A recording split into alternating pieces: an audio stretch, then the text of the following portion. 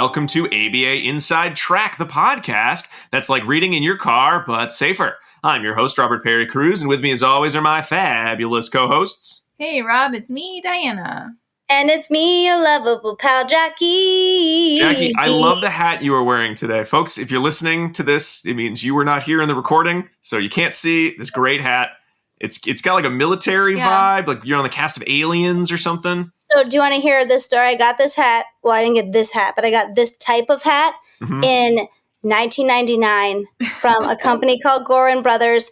And last summer, I used to wear it every day, all the time. Yeah. It was the blue one, I think you guys know. And I was on my dad's boat, and the wind blew, and it gushed my hat away. Not this one, my old one. And I was so sad, and my dad couldn't go back because we had just been stranded in the middle of the river for about 2 hours because the boat had mechanical failures. So he's like, I'm not stopping. And I'm like, okay. So I bought this one again on Amazon, but guess, because it was so old, right, they don't make this hat anymore, I had to buy it from Israel. And it took 9 months to come, and now it's finally here just in time for summer. So it's vintage. It's vintage. Yep. Very nice. I similarly had an awesome hat that I loved in college that was a promotional hat for the PlayStation video game Resident Evil 2. Oh, It was a blue hat, and it said you were part. It was like a fake hat, so it was like you're one of the police officers who fights the zombies in that game. If anyone's played that game. And I loved it. I wore it all the time in college. And then it blew off my head because I stuck my head out the window when I was going over the Golden Gate Bridge for the first time. And I was like, let's stop the car and get it. And they're like, you can't do that, the Golden Gate Bridge. So it was gone. And I've never been able to find another one on eBay. I tried to find you one. It's impossible. They don't. I don't know that you needed to be working in video game retail stores like I was in the year 1999. It was 1999. It was a great year for hats. We're stuck Very there, hard to find.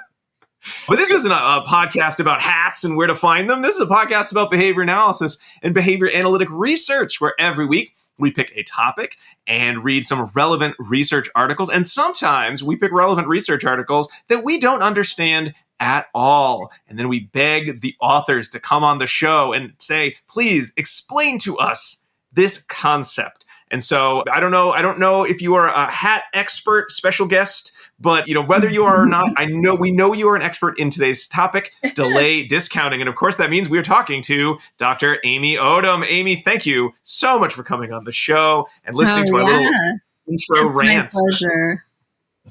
I'm excited to be here. Very good. So this is a topic I think Jackie was saying before we started, we've had your name on our list for a very long time. Delay discounting is certainly something that I know Jackie's a big fan of. It is something that I hear and I go, yes. And then I don't want to talk about it anymore because I don't think I understand it well enough to say more than, very good. I had a good time reading these articles, though, and I'm sure it will be even better when you explain some of the ins and outs that I probably glossed over, knowing that I could ask you, or we could ask you some questions about the articles a little bit later on. Yeah, well, I love talking about delay discounting because it's really central to most of the problems we have as people, from global problems like climate change to individual problems like, hitting snooze too many times or addiction. Yeah, this problem. So, yeah. And delayed discounting is just the way that delayed consequences have less impact on our behavior than immediate consequences. So something that is a problem for future me, not a problem for current me. I love future me's problems. I love using that terminology too. I mean, like that's a problem for future Rob. He will deal with it later. Yeah, that's delayed discounting. That's the heart of it, where you're like, I'm not actually going to think this through. I'm not actually going to worry about that. I'm just going to go with what I need to do right now. And sometimes it's really adaptive. And depending on the environment, you may not have the space or the resources to make decisions really long term. You may not even know what the options are. So there's a lot of it that we can learn how to make better decisions. Excellent. Well, I can't wait. I know we all can't wait to get into this conversation. But before we get into delay discounting in more detail, please share with us and our listeners a little bit more about yourself and how you came to study delay discounting.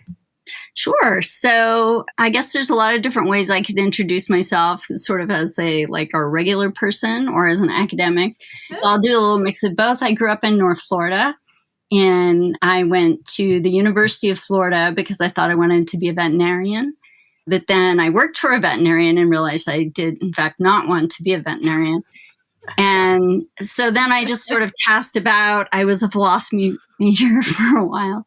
And then I was taking some gen eds and I ran across mention of behavior analysis. So it sounded really appealing. I started taking courses and here I am. It was just something that really resonated with me and just intuitively made a lot of sense. So, and then I ended up working for a while after my bachelor's. I worked at a residential facility for people with developmental disabilities. And then I just realized that probably I wasn't as good a fit for the quote unquote real world, maybe. So I realized I should go to graduate school. So I went to West Virginia University, got my PhD there, and then I did a postdoctoral fellowship at the University of Vermont. And I was actually sad when I found out I was going to study delayed discounting because I had always worked with real consequences. And so the thought of, in 1999, you guys were talking about your hats. I was started as an assistant professor in 99. But so 98, I was going, finishing my PhD, going to a postdoc. And at that point, there had been maybe 2 studies on delayed discounting with people, looking at hypothetical consequences. And I was pretty upset that I was going to participate in that research with hypothetical consequences. So I wasn't happy, but then, it turned out my first publication with Warren Bickel and Greg Madden. Warren was my postdoctoral supervisor. My first study, it has, I don't even know how many citations at this point. Like it just took off. And after some point, I was just like, I think I just studied delayed discounting now. So I accepted my fate. Right. Yeah. Sometimes the path just opens up in front of you and you must walk along. Yes. So that's me in delayed discounting. This is the path that has chosen me. Yeah. I did not choose it. Yeah. Wow. Okay. I'm surprised about that. I thought you were like woke up one day and you were like, this is what I imagined anyway. You woke up and you're like, this is the most fascinating thing I have ever heard. This is how I want to spend my life. No. But it's the exact opposite. You just never know. Yeah, it just gradually, the more people learned about the work I had done, the more they wanted me to do more like that or talk to me about that. Those publications got cited. The publications on the things that I was really interested in didn't get cited. I couldn't get grants and the other topics. People love delayed discounting, and I've just gradually accepted it as the thing that people want me to do. This is what the world wants me to do. So, and you like it now, though? I do. I do. Yeah. No, I still hate it. Still have a grudge against delayed discount. No, especially now that it has such a long history of, effectiveness and understanding kind of what ails us as people and as a planet. Mm-hmm. So.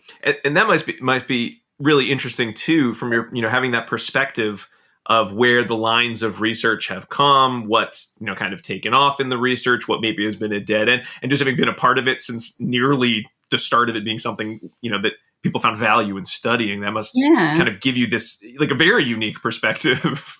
Yeah. I don't think you realize when something's happening that, like, one day you'll look back and realize that was the start of it. And, that people will consider you a pioneer in the area and that kind of thing. I'm like, really? I don't know. Okay, sure. It just happens. And then you don't realize it. But one thing that happened to me pretty early on was the literature just exploded. And, I used to, when I first started, I literally read every article on delayed discounting as they came out.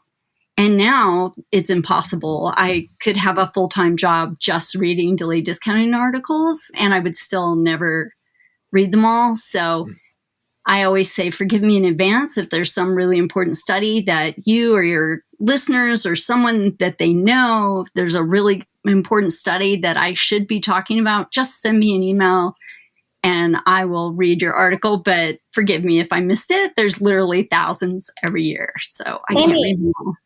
Amy, you are an amazing segueist because we haven't told everyone what the articles we're reading today. So Diana, do you want to do that? Oh, sure. I was engrossed as well and forgot about that too. So yes, let me do that. Let me just scroll up to the top. Okay, so we have 2 articles that will be contributing to our discussion today. The first is Comparison of Delayed Discounting of Different Outcomes in Cigarette Smokers, Smokeless Tobacco Users, E-Cigarette Users, and Non-Tobacco Users by DeHart, Friedel, Berry, Fry, Galizio, and Odum. And that was published in JAB. We're on like a JAB kick. We certainly are. 2020. That's because JAB is the best. We also have Discounting of Food and Water in Rats Shows Trait and State-like Characteristics by Haynes, Galizio, Fry, Taus, Morrissey, Sarang, and Odum. And that was also published in JAB 2021. Excellent. Thanks, Diana. You are welcome. I think we should probably, Amy, you've kind of brought up some of the basics of delay discounting a bit, but let's just start at the beginning. What is the elevator definition for delayed discounting? Yeah. So delayed discounting is the way that future outcomes or consequences are devalued compared to if it would happen right now. And the example I like to give is if you picked up a cigarette and smoked it and you got stage 4 lung cancer instantly, nobody would smoke. But the problem is that the deadly consequences of smoking are really delayed, and they're also probabilistic. And I'm just going to, for the most part, unless you ask me not to, just conveniently ignore the probabilistic part. But I will say it's also important. Sure. That makes sense. So it's the sooner rather than later consequence of some behavior. Yeah, basically the way that like what's going to happen to you in the future just doesn't motivate as much behavior as what's going to happen to you right now. Mm-hmm. So another example would be, flashback me when my kids were little. You're in the grocery store. I don't know if any of you have experienced this, and you probably have. There's the checkout line, and it's just full of all the candy and all that stuff that you've sworn to yourself that you would never be the one to feed that to your child when they're little. And, your child starts asking for it and you tell them no, and they start escalating. And then there you are, you've got a delayed discounting situation. You can either give your kid the candy right now, in which case they'll be quiet for a while, but it's going to increase the future probability of your kid having a tantrum or doing things that you would really rather, like they ask you in a different way. You would much rather them not ask you in that way. And so you do something right now that's going to be really difficult for you later. Yeah, I've done that. Yeah. And certainly, kind of, as you'd already mentioned, when we talk about that kind of the sooner or the later behavior, when we think about issues, while we're talking about 2, very specific, kind of basic research studies, it does seem to be at the heart of the majority of decisions that are of vast import when it comes to public health crises, it comes to, I think you mentioned, environmental forward thinking, kind of green behavior versus climate change is all about us as humans globally doing things right now that are really damaging to the planet in the long run. And some of the things happen, other people did those things. So there's also like diffusion of responsibility, but like each of us contributes to climate change. And it's getting to the point where we're experiencing immediate consequences. And so maybe we'll actually be motivated because like the crisis is here. It's right in front of our face. We're already experiencing it. But of course, the big problem is that all those years ago, when people were contributing to climate change through their behavior, it was always just down the road. And that fear too, that like, well, oh, you know what? I just realized I do have stage 4 lung cancer. Time to stop smoking. It's like, I mean, it's never too late, but at the same time, you're hitting the long-term consequences of your behavior in a way that potentially there is no, well, you could go back and change. Well, no, it's the consequence happened. Yeah, it's too late. I mean, that's the big problem, right? Like a lot of times when you realize that the choice that you made is really bad for future you, it's no longer future you, it's current you, and it's too late. And so that's what understanding delayed discounting is about, trying to think through these things in the present so that we can sort of cut that middle path between present you and future you so that maybe you're both okay with it. Kind of thinking about delayed discounting research from a historical perspective, because again, it is a perspective that you have that a lot of other researchers of the same topic do not have. Is there more of a view towards the application of what has been learned about delayed discounting these days than sort of more just here's some basic research, here's some possible, underpinning theories or possible, kind of relations that may occur now than there were when you first started? Or are we still sort of in a gathering information, still learning more about what delayed discounting would mean in the applied sense? Oh, I think there's definitely a lot more people who are looking to try and put it to work. And I'm sure there's a lot, as I mentioned, that I'm not aware of, but I know like Jeff Stein and some of his colleagues, Born Bickle, they have definitely started trying to put it to work and looking at it in terms of clinical applications. So I think, and applied applications. So yeah, I think it's really important. And we did spend quite a while. And I think, in terms of my own research, it's currently a lot more about translational research almost from my perspective.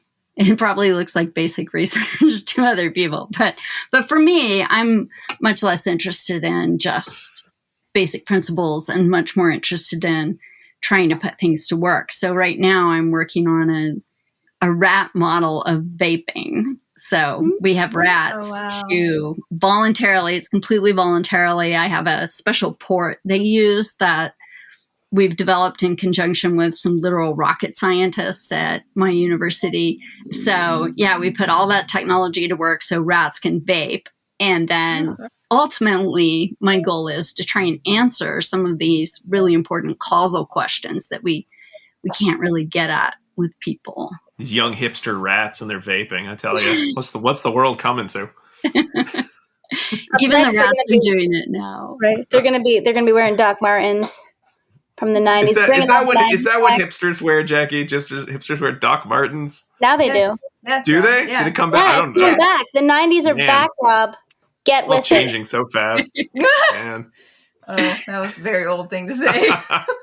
I don't hide it. It's the point of the show sometimes. So let's talk a little bit about the two research articles that we have on the docket. And I know, Jackie, you had a number of questions that we'd sort of been tossing around. So why don't you kind of lead us off with some of the things that we wanted to hear more about? Sure. Yeah. So I was really interested in how you came to the idea to look at cigarette smoking and delayed discounting, and how you kind of conceptualize smoking or really any potential harmful behavior when you were thinking about delayed discounting. Yeah. So I actually got involved in the study, the very first study, and not the study you're referring to, but the first one I did. It was already in the works when I joined my postdoctoral fellowship, so it chose me. I didn't choose it. But then the study that you are mentioning today, we were really interested in looking at people who use e-cigarettes and people who use smokeless tobacco, if they would also show elevated discounting like we know cigarette smokers do. And there's a few reasons for that. One thing is that I hope this changes, but vaping is generally regarded as less harmful than smoking. The other thing is, like, with smokeless tobacco, it's oral consumption rather than inhaled. And so it has, it takes a little bit longer for the nicotine to have an effect. And so we might think, maybe those guys aren't as impulsive because they're not going for that like instantaneous inhaled nicotine. So there were a lot of reasons we were just curious. And smokeless tobacco is like the chew, right? Yes, Okay. like dip or chew. Yeah, okay.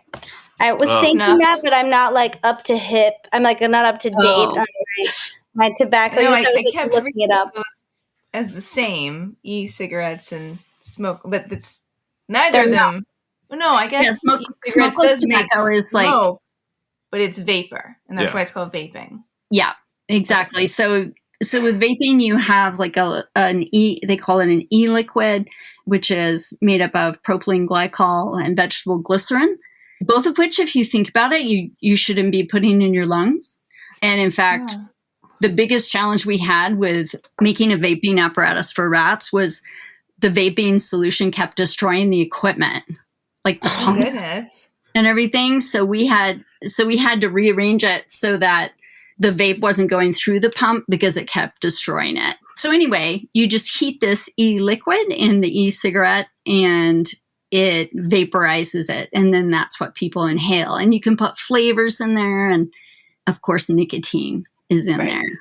Mm-hmm. Everybody's laughing at us right now, being like, "Wow, guys, you need to get up with your like nicotine products." Guys, I'll show you some cool TikToks of people ripping fat vape clouds right after we're done recording. If you want. Okay, thank you. Yeah, I'm hip. I'm cool. Well, there might be other people out there that also don't know. So they're saying thank you. Yeah, right. Well, I mean, for me.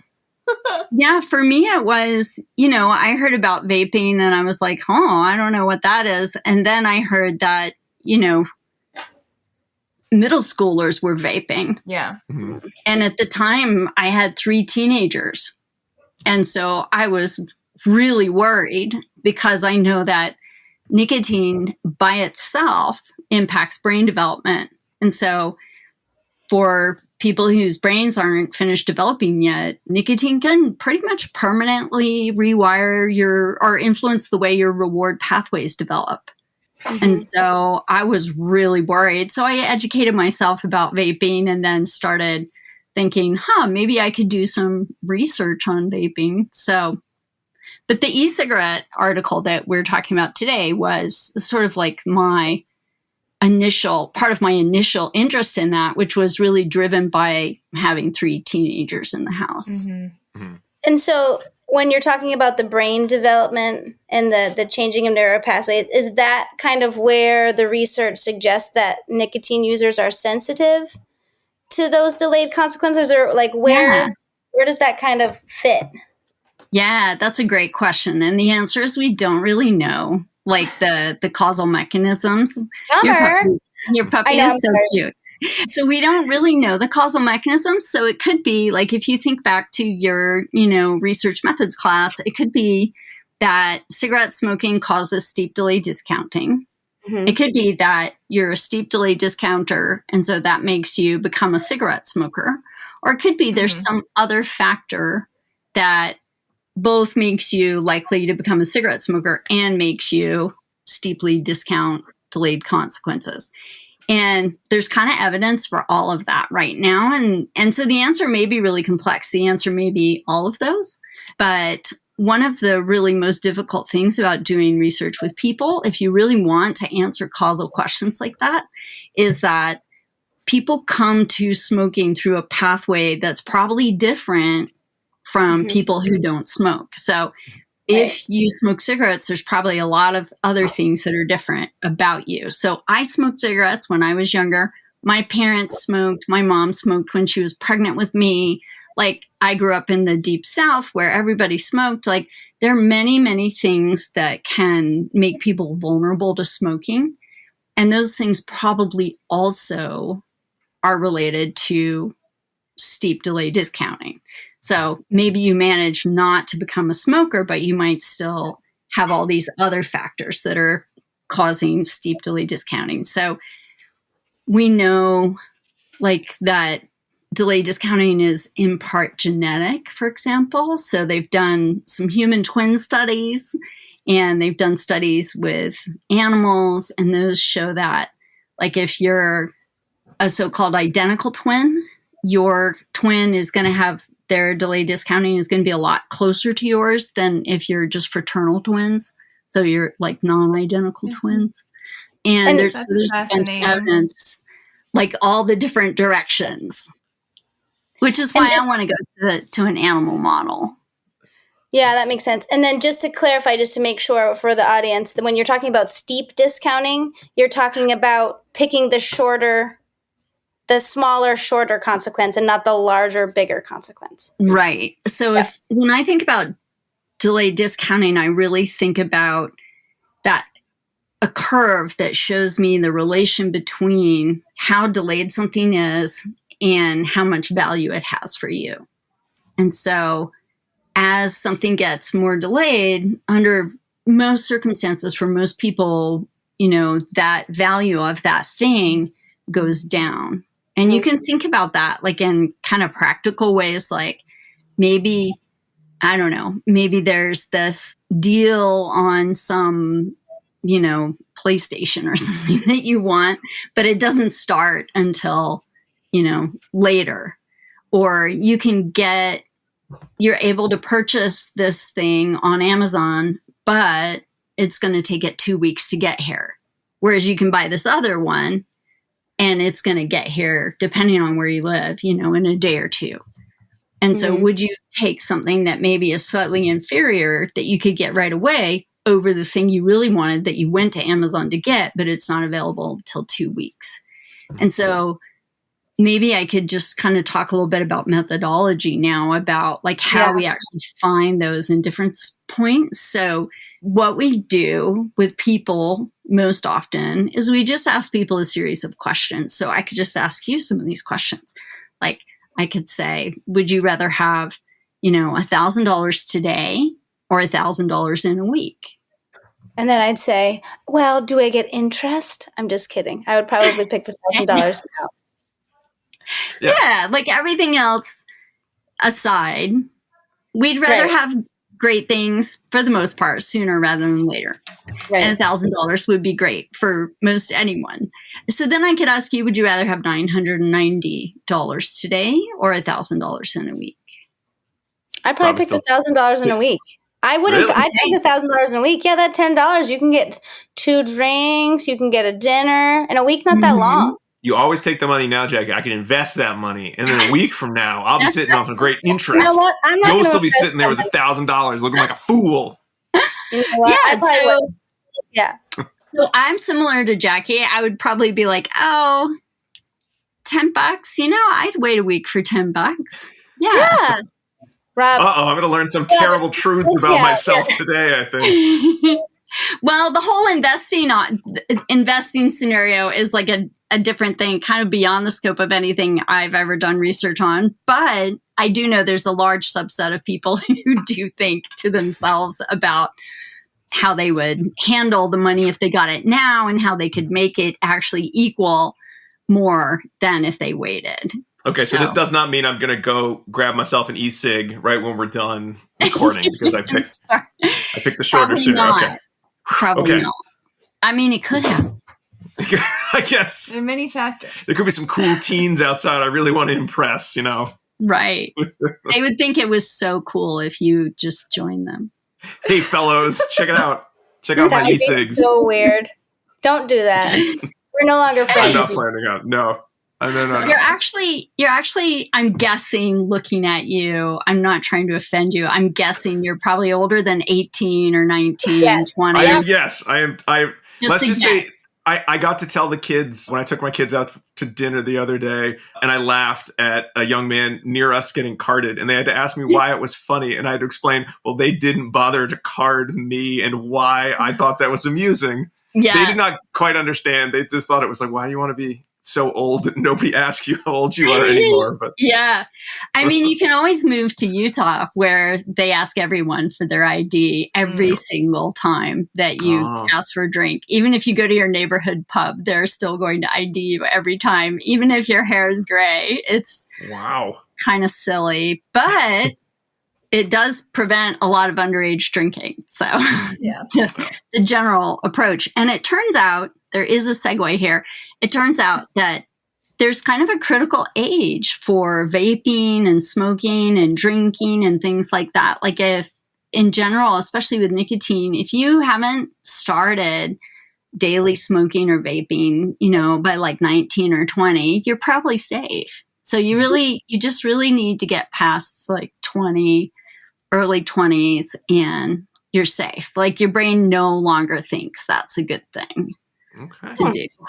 and when you're looking at that curve, right, you're looking for what you call the indifference point or the shift, right? Yeah. Can you talk a little bit about that? Yeah. So for you, Jackie, and for me, you felt that shift right there with the difference between, $1,000 today or $1,000 in a week. You clearly wanted it today. But then when we shifted to $990 today or $1,000 in a week, you shifted your choice, and I would as well, to the delayed one. And so we know like somewhere in between there is that indifference point for you. So if I said, oh, what about $995 today or $1,000 in a week? Maybe you'd be like, I don't know, that's harder. Mm-hmm. And so we have a lot of different techniques, but basically they're all about that. Finding that point where you're like, I don't know, those seem like they're about the same. Mm-hmm. And there's a mathematical equation that you kind of use to predict, right? Can you talk a little bit about that? So we'll get these indifference points at a bunch of different delays. So we'll ask you about if it's delayed by a week, if it's delayed, it depends on the study, but pretty typical, a month. Then if it's delayed by 6 months, so do you want $1,000 today or $1,000 in 6 months? A lot of people are going to be like, definitely $1,000 today. $990 today or $1,000 in 6 months. For me, I'm not as likely to just go straight to $1,000 in 6 months. I'm going to be thinking, I don't know, maybe $10 to wait 6 months. That seems, like not enough. And so my indifference point is going to be lower the more you delay what that delayed outcome is. So the $1,000, the more you push it back, the more I'm willing to take right now. And then we have a quantitative model that we actually fit to the data. And what we get out of that, so we put into the equation those indifference points and the delays and the amount of, the delayed outcome. And then the only part of it that we need to use quantitative analysis for is to make that equation fit your data. And so the steeper the decline in value, or the lower the indifference points, we need basically a bigger discount factor on delay. So there's a parameter K, which modifies delay in the equation. And the bigger K is, the more delay destroys value. The smaller K is, the less. K is scary. Yeah. Every time I see a K, I'm like, what? So thank you for explaining the K, because every time, I teach the basic class at my university. Yeah. And then when I see the K, I'm like, gah. And I have to go away for a little bit and come back, because the K is scary. It shows up in weird places. Yeah. So K is a free parameter. K is basically like, how much do we need to weight delay to make this curve fit your data? It's just basically sense. Like a weighting parameter or a discount parameter. So, and in my lab, we used to laugh. We would say high K and proud. So like, if K is high, it means you're really impulsive. So if we would do something that we knew was impulsive, that we knew was foolish in terms of how future me was going to feel about it, then we would just say high K and proud. And so I love that. I'm going to make a shirt Yeah. It's a So great shit idea. if K is big, then delay is big because you're multiplying delay by K. If K is small, then delay has very little impact on your behavior because so let's imagine a delay of 1, right? If K is 100, then that delay has a value of 100, that delay parameter. But if delay is 1 and K is 0.1, then that combined parameter has a value of 0.1. So if you're multiplying by a teeny number, that combined term is going to be really small. And that's what you're dividing the amount by. So anytime we divide by a big number, we make a small number for the other side of the equation. But if we're dividing by a tiny number, like let's imagine, so the equation is value equals amount divided by 1 plus K D. And the Everyone one is just just got scared. Everyone just got scared, but it's okay. No, We can don't get be through this, scared. everyone. Okay. Just hang in. It's all Hang in coming there. back to me. It's good. Yeah. I'm going to explain it. So value, that's your indifference point. We're just saying this is what the indifference point is equal to. So let's imagine your indifference point is 100, right? And the amount we're asking about is 100. And then we would assume the delay was 0, right? Because we can't go over the value. So we're saying at delay of 0, the thing is worth to you what the thing is objectively worth. So 100 is equal to 100. And the reason the 1 is in there is because your calculator will blow up if you divide by 0. You're right. And that sounds dangerous, so we don't want that to happen. So value equals amount divided by 1 when delay is 0. So it just says 100 is equal to 100 divided by 1. Okay. But now let's ratchet up that delay. So 100 or B, whatever your indifference point is, let's say that your indifference point is 50. Okay, so your indifference point was 50 at a delay, let's say, of 2 months. Then that would say 50 is equal to 100 divided by 2. Simple enough. But what if your indifference point, instead of being, 50, what if it's 90? So now it says 90 equals 100 divided by 2. That doesn't work, right? That's why you need K. Because K has to make D be the right value for you.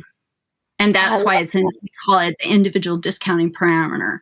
So K is the only piece that we don't know. We plug in all the other pieces, and then K is basically like, how big of a number do I need to multiply delay by to make it equal your indifference point? That makes so much sense. I'm glad. I'm going to be a way better teacher now this year. Watch out, students. I understand K. Well, one of my articles that I see cited the most, I actually wrote for my students for my own teaching. It's a paper I published in 2011. And I wrote it because I was frustrated because there weren't any good explanations that I felt like were intuitive, that my students could really understand. I had them read these articles about delay discounting because by that time I thought it was cool. And they were just like, it doesn't make any sense. So I wrote one for my students. Is it the I'm okay, you're okay? I read it. Yeah, that's it. And that's the one that I wrote for my students because I wanted them to understand it. And it turns out if you try to explain it to your students, that works well for other people too. Hey everybody, sorry to pause the recording, but we need to take a quick break. We'll be right back talking more about delay discounting with Dr. Amy Odum in just a moment. We'll be right back.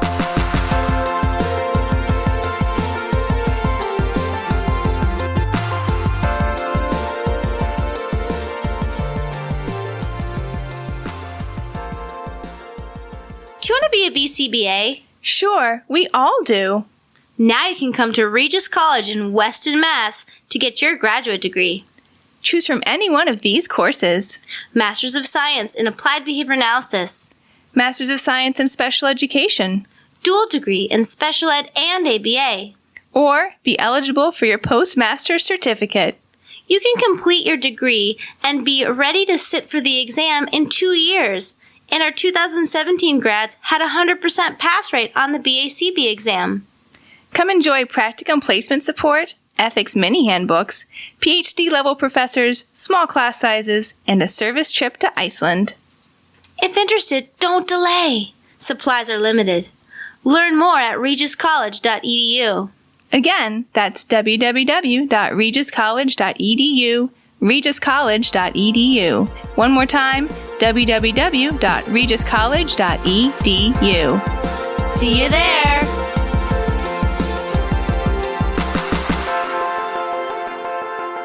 And we are back talking with Dr. Amy Odum all about delayed discounting. But before we get back into our interview, I want to remind our listeners that ABA Inside Track is ACE and QABA approved. And by listening to the show, you're able to earn 1 learning credit. All you need to do is finish listening and then go to our website, abainsidetrack.com, or click the link in your podcast player notes section to go directly to the page and enter in 2 secret code words as well as some other information. And these are secret guest code words.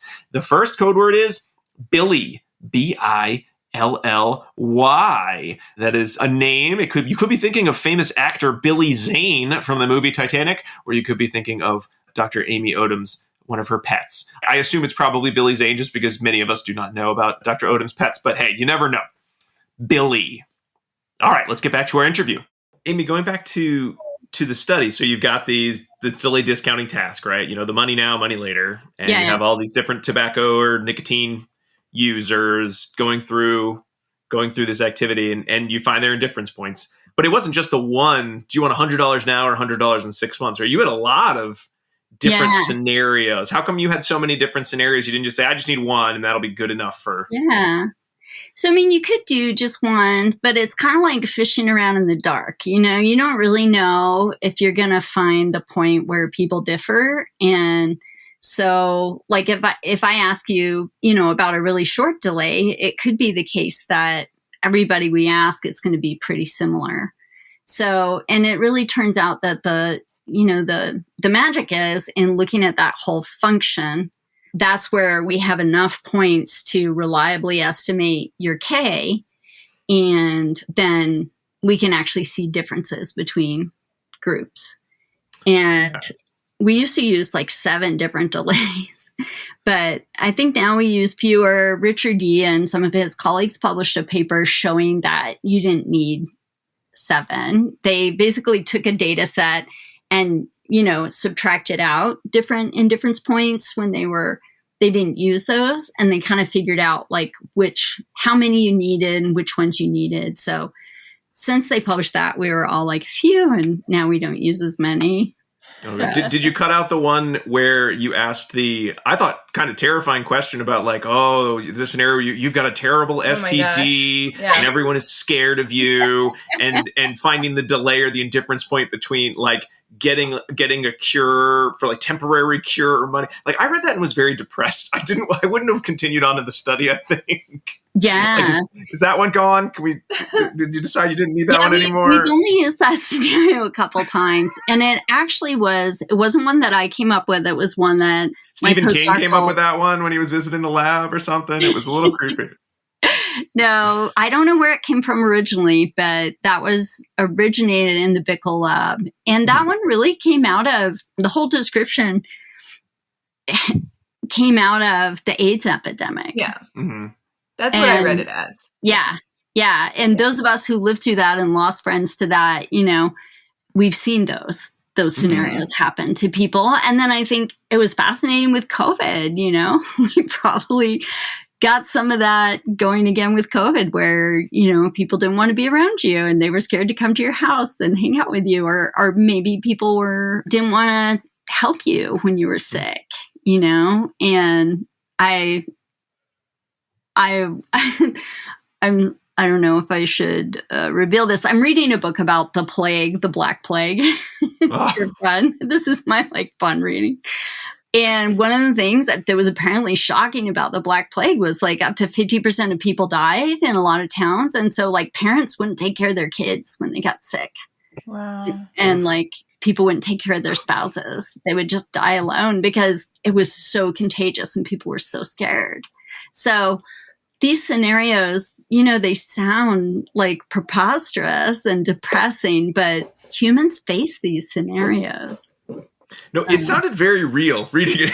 It definitely was uncomfortable. And maybe it was that kind of the near pandemic temporal nature of reading the article, but it definitely, because you have your $100 now, $100 later, lose money, gain entertainment or wait for all things that, okay, I'm getting delayed discounting. Then there was the one about, would you rather be like temporarily like, boosted, like healthy for a little bit more? Then with the illness, it felt a bit out of left field, which I understand where it came from. And I appreciate you sharing some of the context there, but it was a little, it was not expected. That's one thing that people have really wondered, right? Like, is steep discounting, so rapid loss of value with delayed outcomes, is that something kind of like a general thing about people who are vulnerable to nicotine addiction? Is it just specific to health?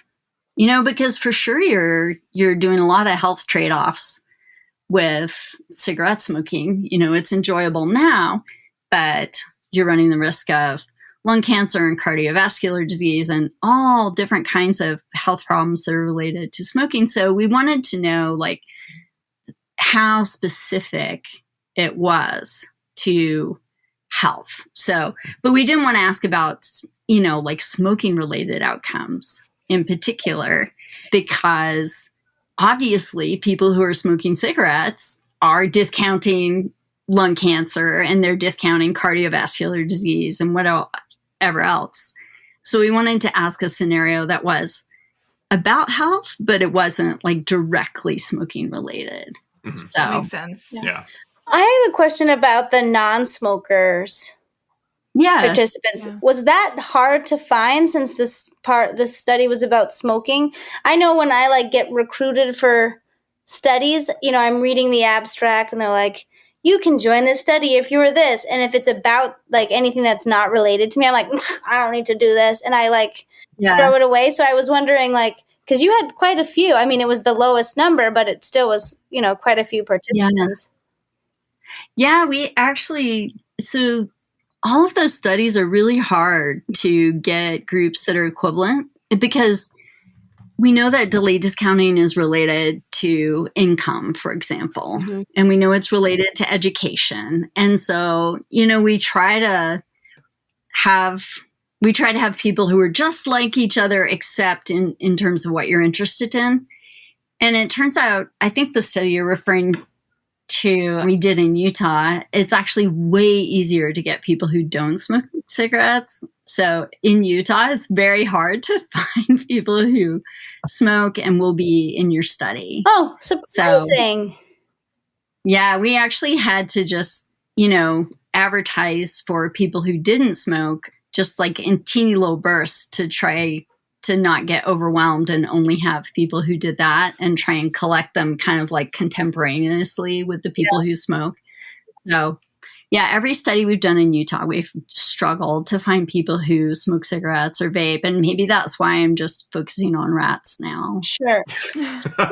Were you surprised that someone got excluded because of alcohol consumption? That was quite surprising to me. I'm like, ooh, you're getting in trouble, boo.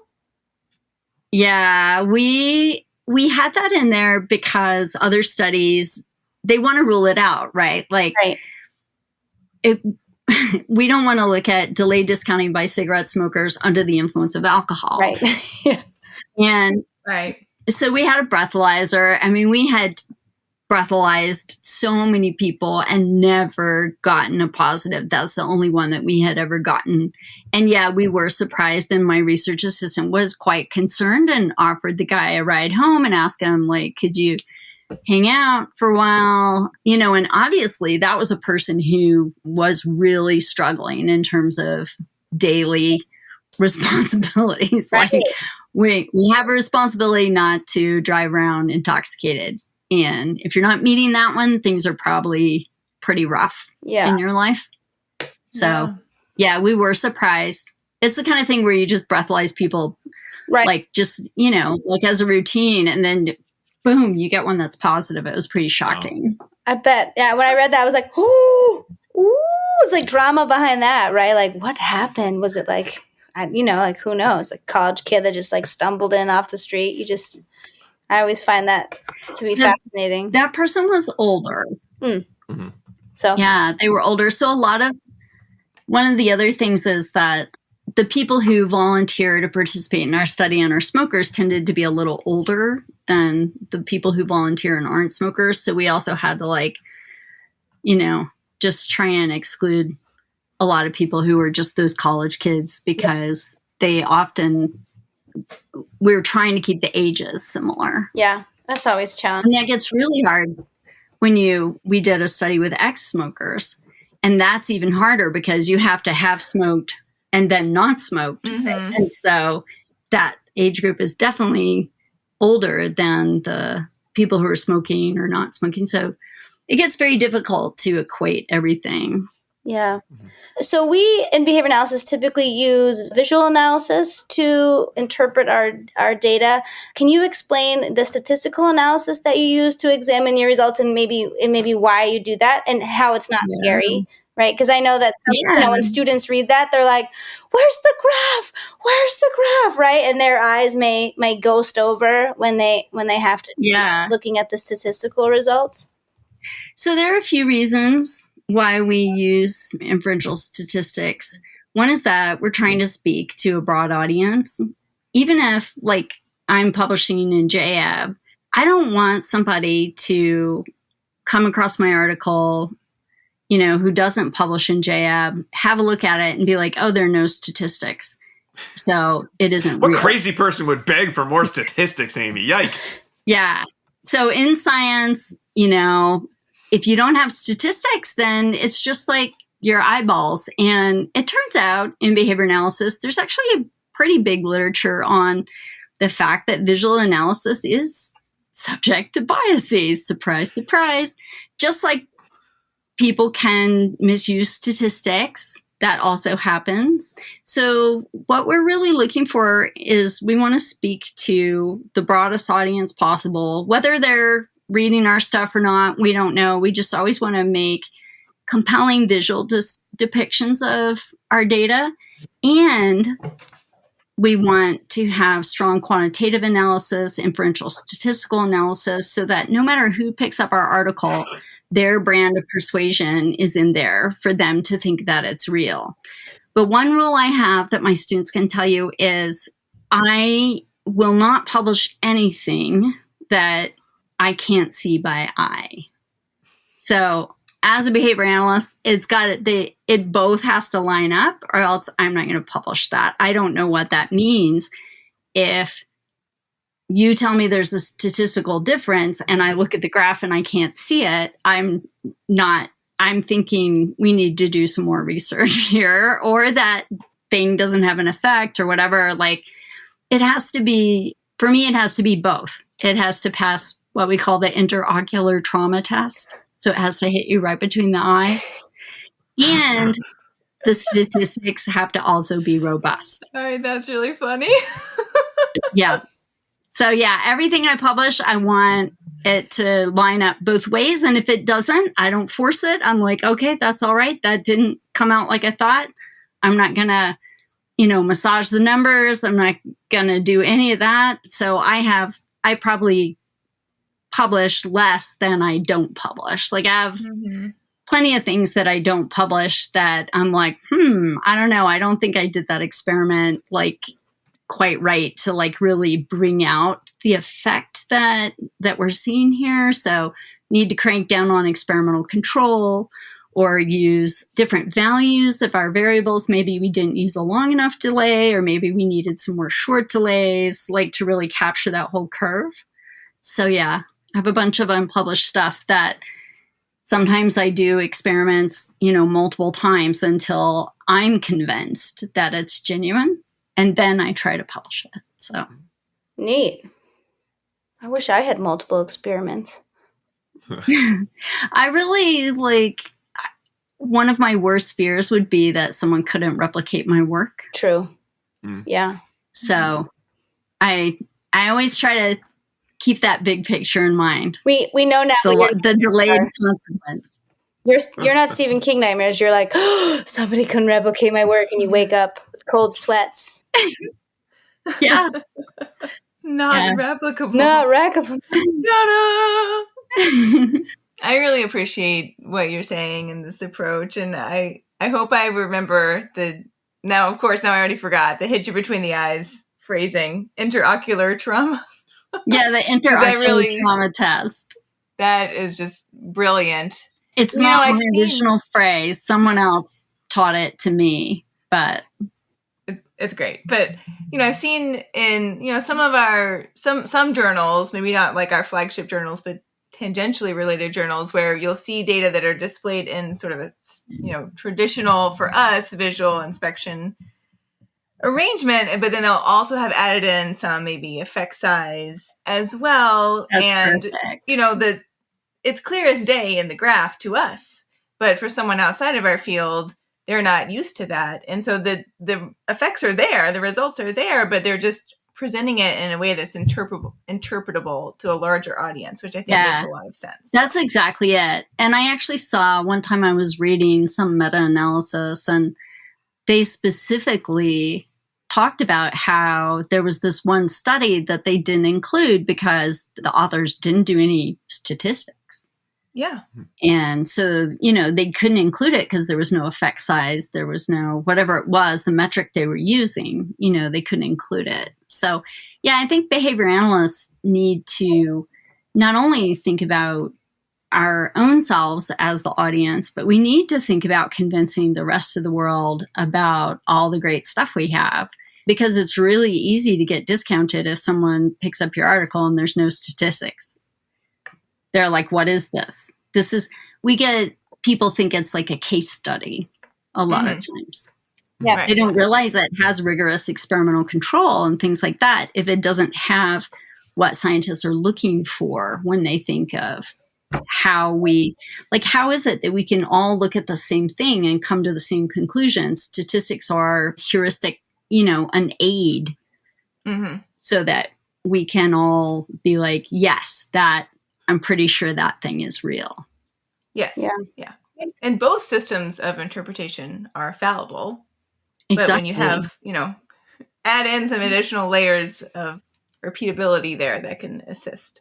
Yes. And I think that's one of the reasons I love behavior analysis is that, we have a lot of replication built in. And that's why I sometimes for myself will replicate stuff before I think, I'll replicate the entire experiment a couple different ways from different angles. And then, I used to try and publish all of those, each one, because each one is important. But a lot of times reviewers, particularly in the past, just didn't really see the value.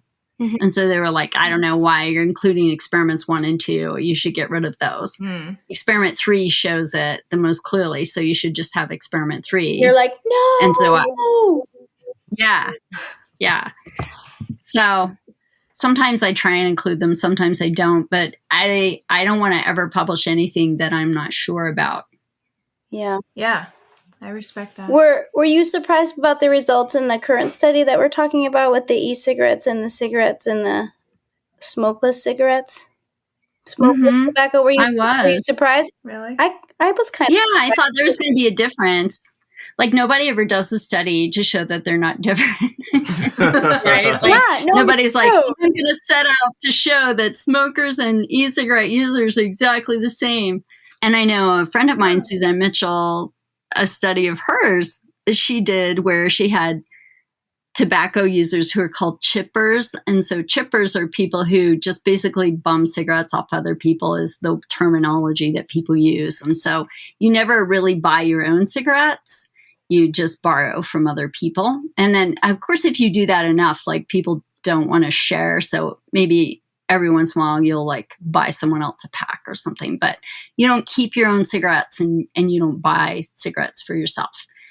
And chippers typically don't have physical dependence signs, like people who smoke regularly. People who smoke regularly, you're going to want to know exactly where your next cigarette is coming from. And you're going to keep extras and be going out to the convenience store late at night if you run out and stuff like that. And so chippers aren't physically dependent typically.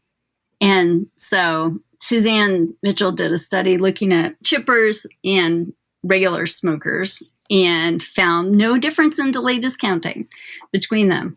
And I would have never predicted that one. And I have to actually remember to follow up with Suzanne and ask her about it, because I'm sure, again, she didn't set out to be like, I'm going to show that chippers and regular smokers are exactly the same. But that's what we had, we have in our own research over the years really come to realize, like, it's not just physical dependence. Maybe that has some impact, but there are a ton of studies showing that if you deprive people of nicotine, it doesn't really change their delay discounting. Mm-hmm. We published a whole review paper on that and other topics pretty recently, that withdrawal and deprivation and lots of things that we feel like, oh, sure, that's going to make, delay discounting a lot steeper. It doesn't necessarily affect it the way we think it should intuitively. And how does this sort of research relate to your basic research that you were working on with like the trait-like characteristics? Yeah. So just to talk a little bit about like trait versus state characteristics. Please. And again, this is not a topic I came to lightly. Like as a behavior analyst, I was all about the effects of environment. Mm-hmm. And it was only when like my data just kept telling me things that eventually I accepted were there and then started looking for them. And because I think as behavior analysts, we want to think that everything is modifiable, right? Like somebody's got these particular behavioral characteristics, we could arrange an environment where that's not going to be the case, where they're going to behave a different way. And I do believe that, but I also believe that individuals have inherent differences, either through genetics or experience or both. Like now we know that our experience affects gene expression, for example. And so to try and parse out like genetics and environment, we can't do that anymore because they seriously interact. But we do know, if we think about traits in terms of like stable characteristics versus states, which are, modifiable over really pretty short time frames. And a classic state would be like, are you hungry or are you full? Mm-hmm. And are you thirsty or are you good? And so those things can change pretty quickly. So those are states. And then traits are things about us that are a lot more stable. Like, for example, do you tend to be pretty talkative around people you don't know very well? And if you are, then you'll probably also be pretty talkative, maybe like in a classroom. Maybe you'll be pretty talkative meeting new people in a social setting. Like in general, you're kind of a more talkative person, and that's going to carry across different situations. But the state level effect would be like if we put you in a situation where you're under a lot of pressure, like a high stakes job interview or something like that, you might find yourself not being as chatty as you are, in your third grade classroom. But if we look at someone else who's way less chatty in their third grade classroom, they're probably going to be even less forthcoming in that high stakes job interview. And so the state is sort of that context, third grade or high stakes job interview. And the trait is, are you in general more talkative or are you less talkative? If you're less talkative, that's going to be, have some correlation across context. Amy, when you were sort of envisioning your study with rats, was it a matter of you just didn't think you would be able to get kind of, the answers to that question about, are there state and trait-like characteristics, or are there only one or only the other when it comes to delay discounting with humans? So rats felt like more of kind of a, neutral in some way ground. Was it more like a bias situation or biosphere? Yeah, I think with humans doing these hypothetical scenarios, right? Like, would you want $1,000 today or $1,000 in a week? Like, there's good evidence when people have tried. It's very difficult because the delays are typically much longer with humans to impact our behavior than with rats. But people have tried. Greg Madden's done quite a lot of work actually trying to prove that hypothetical scenarios are not as good, but finding instead, as the vast majority of that research, that it turns out you can just kind of ask people about it and get a pretty good answer for how they discount.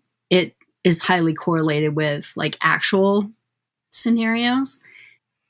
But still, I think doing those all like hypothetical scenarios in one setting, one shot experiment with people, you could think to yourself, well, maybe they're just discounting food like they discounted money because I just asked them about money, Like I'm just asking them all in the same context. I'm asking them all using words, using like the same kind of experimental scenarios, just different outcomes.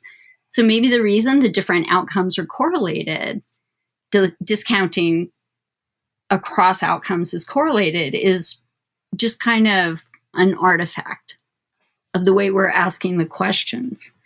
And so I wanted to ask the questions with rats because, rats don't really care what I think is going to happen. They're pretty robust that way to my expectations. And,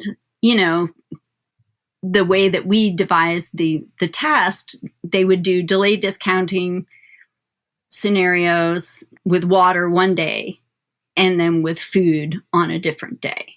And so we thought if the way the rat discounts food is correlated with the way the rat discounts water, so if the rat tends to show very shallow discounting of food, if that rat also is pretty shallow discounting for water, then I'm going to feel more convinced that this trait stuff we've been finding with people is some sort of something related, in a more basic way to our biology, to our genetics, to something like not just verbal behavior from people.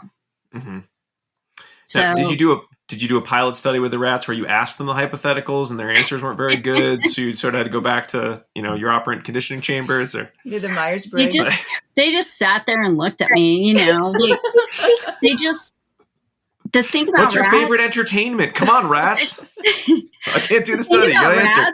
Is like you actually have to give them the goods, You can't just bring them in and tell them about all this great stuff and then turn them loose with an Amazon gift card. Like they're not going to go for it. They want the actual stuff. So, yeah, I had a situation in the lab just yesterday. We had a rat who just like wasn't participating, and it turned out that we didn't set up the line that delivers the sucrose solution properly. The rat stuck his head in there, didn't get sucrose once or twice, and he was like, I'm all done here. Out. But people, you can just ask them stuff, and they just tell you what they'll do. So it's a lot easier. This experiment, I'm always very impressed when I read studies that go over a really extended period of time, because you were going throughout the developmental life of the rat. The idea, I hope, listeners, when they hear, oh, okay, so you'd give the rat, some food, and then you'd add the same amount, you change the amount, you'd add the delay. Okay, that makes sense, right? But then doing it over and over and over for days and days and days throughout the lifespan of the rat, that seems very challenging. We went until the rats were 365 days old. We just figured it was a nice, it sounded good. Just do it until they're a year old. Yeah. So everybody was pretty familiar with those rats, and we got to see them from when they were these squirrely little things who would, they were very mischievous. They would create havoc with the apparatus. They were so tiny. They could, put their head down and just drink from the liquid reservoir instead of actually working for it, and things like. So it really pushed our technical skills to get an apparatus that a little practical baby rat can use, and then a rat who's a year old can use the same apparatus the whole time. Mm-hmm. And what we found was that we found two types of correlations. One was rats who discounted steeply for water, discounted steeply for food.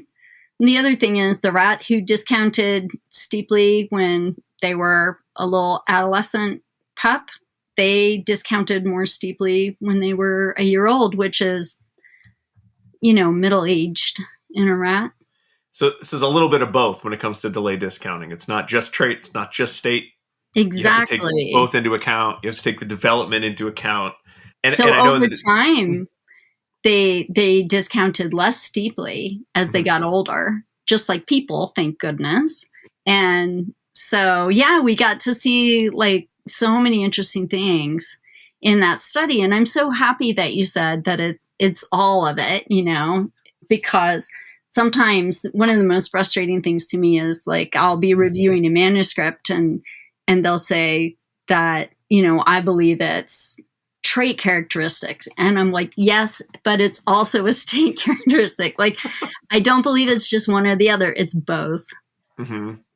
So everyone likes you at the delay discounting dinner parties because they're having an argument about trait versus state. You're on everybody's side, based on the research. That must be nice. No, they pick the thing they disagree with and they argue with me about it. Now, I did have a question when it comes to the developmental change in the delay discounting curve, because I know in the discussion you also mentioned that it may have been a remnant of the fact that they had been in that year that you were seeing this change. They'd also been going through your experiment for the whole year. Yeah. So is it the same thing too of delay discounting is also impacted by pure just biological development? Is it a combination of the biological development plus whatever learning would go on in that process? Is there a way to, does it matter? Because of course learning will go on throughout biological development anyway. Yeah, it's so complicated. So, but fortunately someone else had done a study where they just took like adolescent rats and adult rats and just compared them. So they had like the same amount of experience and those rats also differed. So we followed our rats over time. But if you just take like a snapshot of different rats at the beginning, you take a snapshot of different rats when they're adolescent and different rats who are older, you see the same difference that we saw unfold across time. Okay. So a lot of it is the aging process. Yeah. As well. Okay. Yeah, thank goodness. I mean, anyone who's ever interacted with a toddler, right? Like, oof. Thank goodness we get a little more perspective. Well, I was going to move into... I'm feeling it's coming. Oh my goodness, it is. It's coming.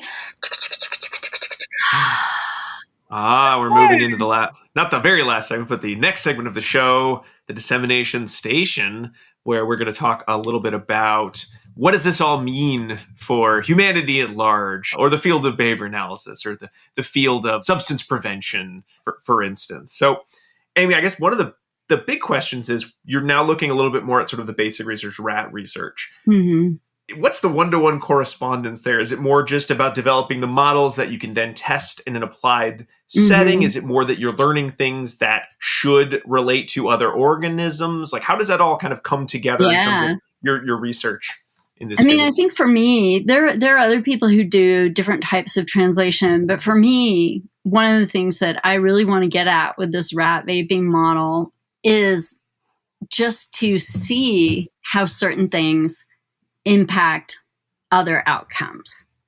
And then that can be informative to us as people in terms of educating us. So for example, one of the things we'd love to do eventually is have pregnant rats vape.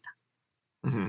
And then we can take the pups and see how long it takes them to learn how to vape. And we can compare those pups with pups whose moms didn't vape.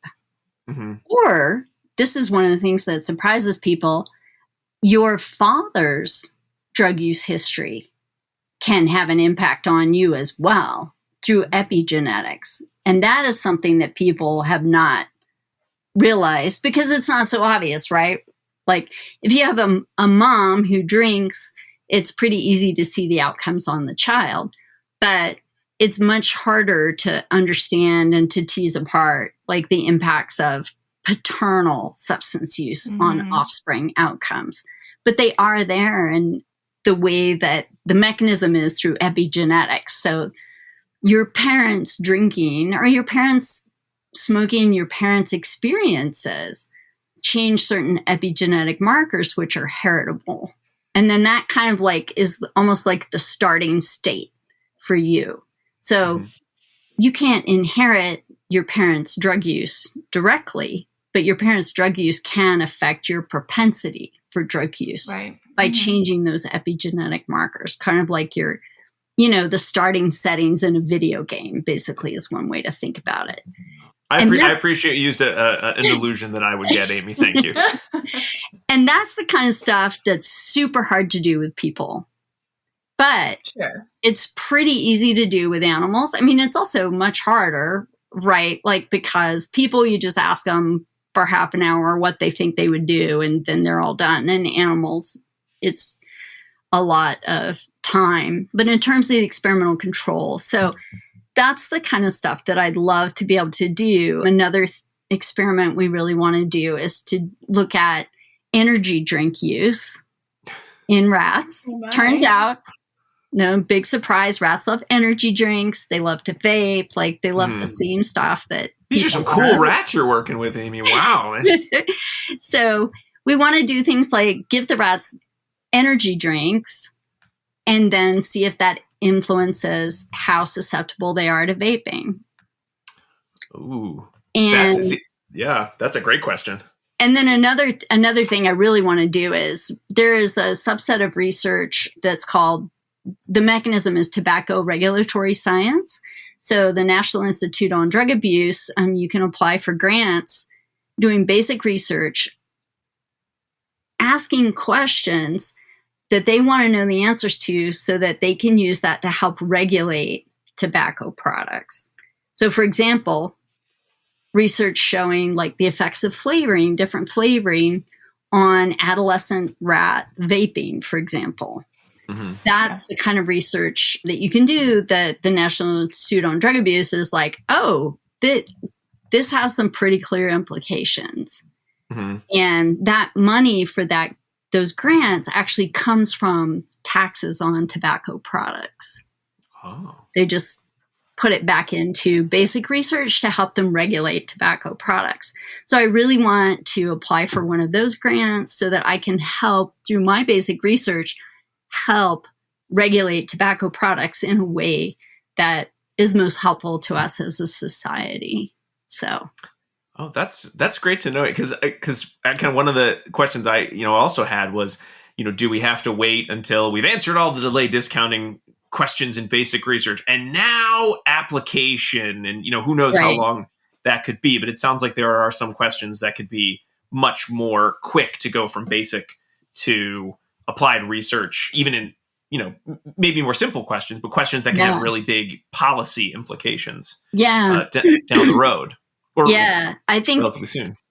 Translational research has so many different facets, and they're all really important. And the one that I feel myself, the niche that I really am excited about is doing basic research that has direct health implications for people that can be translated directly to policy or, medical advice, things like that, even for informed consumers, parents who are concerned because their kid came home with an energy drink, just things that we can use to educate ourselves as a society, as individuals.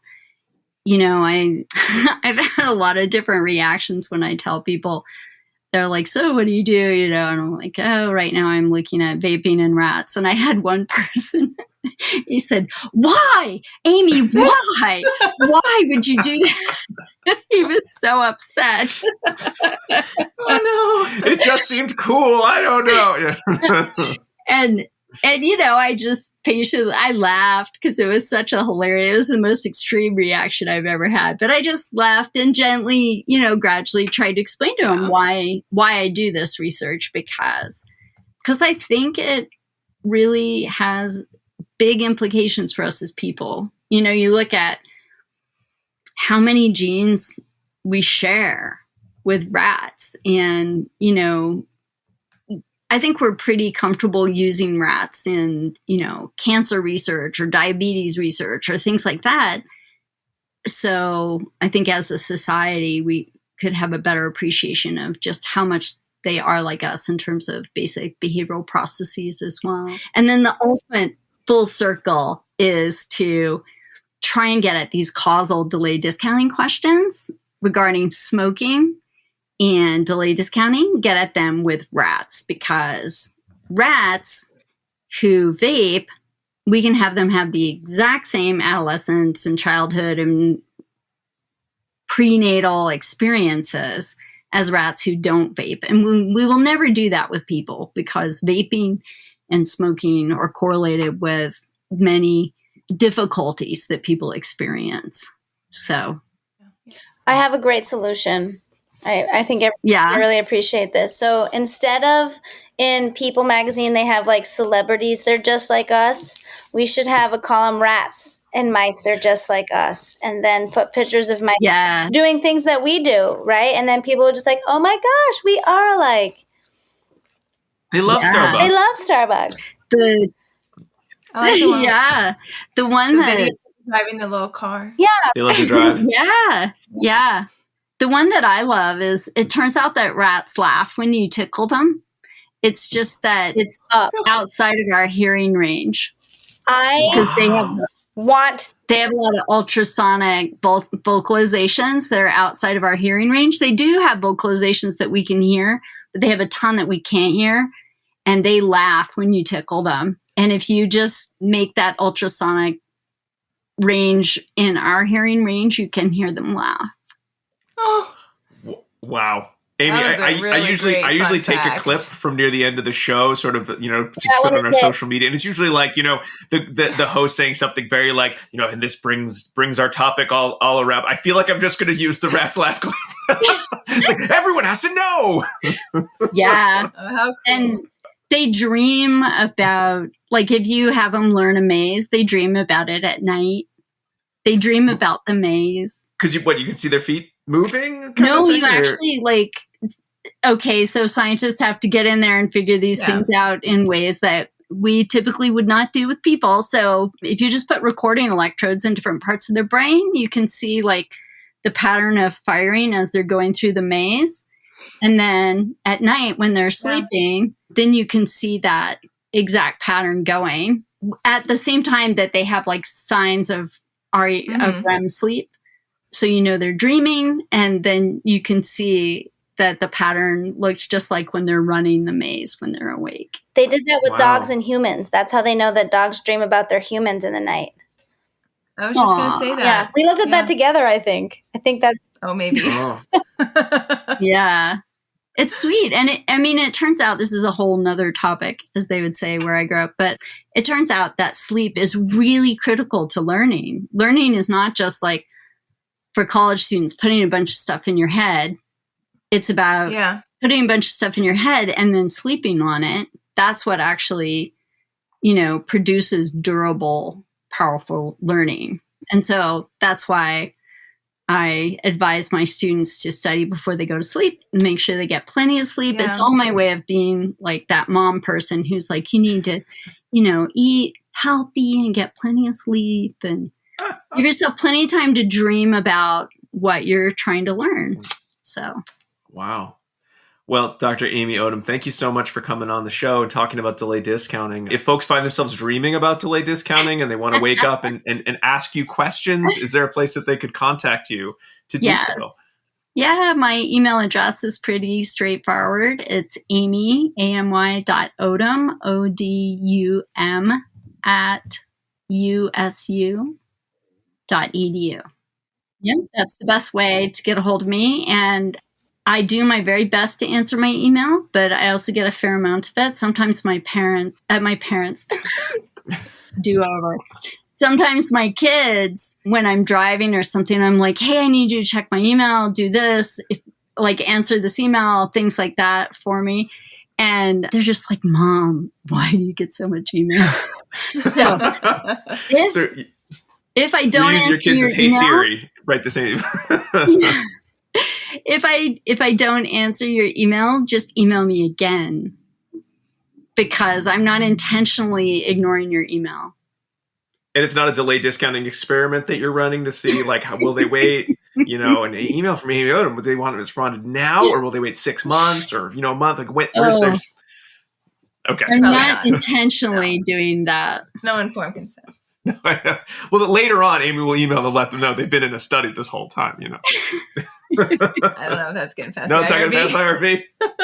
Big thanks once again to Dr. Amy Odum for coming on and talking so eloquently about a very complicated but very important topic in delay discounting. So we say thank you again, Dr. Odum. She was very gentle with all of us. We had a lot of fun. But the episode's not quite over, not without our last segment, pairings. Oh, yes, it's time for pairings. So in pairings, I tell you other episodes that you might like if you liked this one. I actually have a little bit of a shorter list today because we haven't talked about many things that would relate directly to delay discounting. No. But we did, in episode number 126, have Dr. Derek Reed come on and talk about behavioral economics. We touched on some similar matters during that conversation.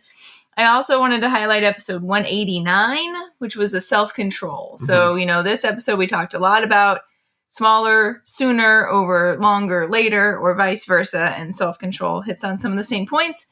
And then finally, I keep touting this episode. Maybe it's actually one of my all-time favorites. It's number 195, Under the Hood of Token Economies, with Dr. Jason Beret. And the topic is not directly related, but I wanted to give a shout out to Dr. Jason Beret because for Jackie and I, he taught our quantitative class in our PhD program. And so taught us all about how to utilize formulas in order to map things onto behavioral curves. So thanks for doing that. And you can listen to him talk in a very smart way on episode 195.